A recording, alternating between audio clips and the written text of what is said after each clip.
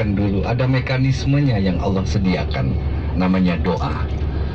Nah, Bapak Ibu yang dimuliakan Allah, karena itu jangan pernah kita malu, jangan pernah kita merasa memberatkan Allah untuk berdoa. Semakin banyak kita berdoa, Allah Subhanahu wa Ta'ala semakin cinta. Semakin banyak kita meminta, semakin Allah Subhanahu wa Ta'ala sayang kepada kita.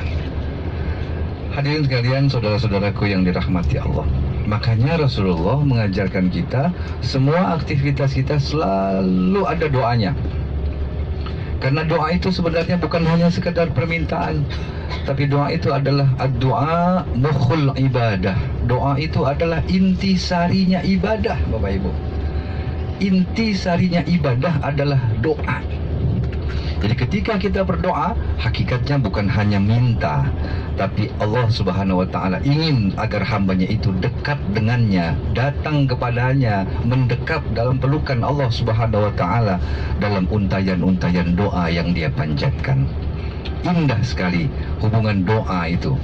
Ya, mekanisme doa antara seorang hamba kepada Khaliknya, antara seorang hamba kepada Tuhannya, sehingga sedemikian dekatnya, maka Allah Subhanahu wa Ta'ala sangat menyayangi orang-orang yang banyak berdoa. Ibu bapak yang dirahmati Allah, oleh karena itu sekali lagi, jangan pernah kita malu, jangan pernah kita jenuh, jangan pernah kita merasa bosan untuk berdoa.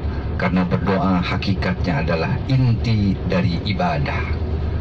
Saudara sekalian yang dimuliakan Allah, dan Allah berjanji kepada kita, ya, Allah berjanji kepada kita, ud'uni astajib lakum, berdoalah kalian kepadaku, pasti kukabulkan. Kalimatnya Bapak Ibu, pasti. Artinya tidak ada doa yang tidak Allah kabulkan. Lalu kenapa kita meragukan Allah? Lalu kenapa kalau kita punya hajat kita tidak mendatangi Allah? Kita sibuk dengan menyiapkan rencana-rencana dulu, melupakan doa. Seakan-akan Allah tidak punya peran dalam kesuksesan kita. Saudara sekalian yang berbahagia, ada beberapa tahapan Allah Subhanahu wa Ta'ala mengabulkan doa kita. Ada yang cash, langsung Allah kabulkan, tunai hari itu juga. Kita minta A, Allah kabulkan A. Kita minta B, Allah kasih B. Tapi ada juga Allah mengabulkan doa hambanya dengan cara apa? Menggantinya. Ini yang jarang kita sadari. Allah mengganti keburukan, Allah mengganti musibah kita dengan kebaikan, ya. Jadi jangan-jangan Bapak Ibu, doa kita ini sebetulnya semuanya sudah dikabulkan oleh Allah. Kita sering berkata, mungkin kita sering mengeluh, saya sudah banyak doa kok belum dikabulkan. Jangan-jangan sudah, ya, sudah Allah kabulkan. Caranya gimana? Caranya dengan mengganti musibah yang seharusnya menimpa kita, lalu musibah itu tidak jadi. Mestinya tanggal sekian, mohon maaf, kita mendapat musibah besar. Lalu Allah berfirman kepada malaikatnya, hai malaikat, musibah tanggal sekian buat si fulan, hindarkan. Enggak jadi, jangan ditimpakan ke dia. Sebagai apa?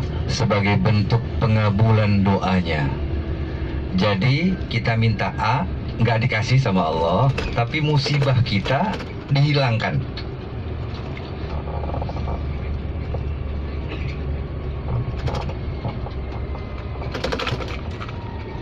Kita masuk jalan tol.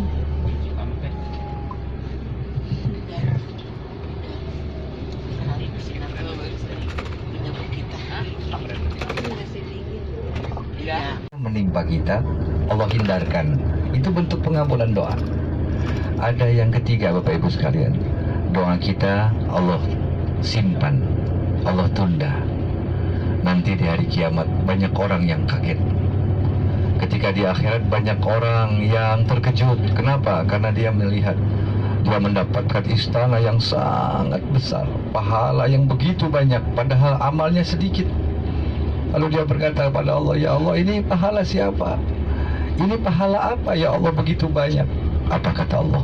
Ini adalah doa-doamu yang dulu kau panjatkan, belum kukabulkan, aku simpan di dalam surga. Subhanallah. Bapak Ibu, Waktu itu banyak orang yang berkata, "Ya Allah, kalau aku tahu bahwa doa-doaku ini semuanya pasti dikabulkan dalam bentuk pahala yang nanti akan aku rasakan di dalam surga, aku akan berdoa setiap detik, ya Allah. Tidak apa-apa engkau tidak kabulkan, ya. Kalau saja aku tahu bahwa doa ini akan membuahkan istana yang besar, pasti aku akan manfaatkan setiap detik kehidupanku untuk selalu berdoa kepadamu." Jadi Bapak Ibu, jangan pernah lepas aktivitas kita dari doa.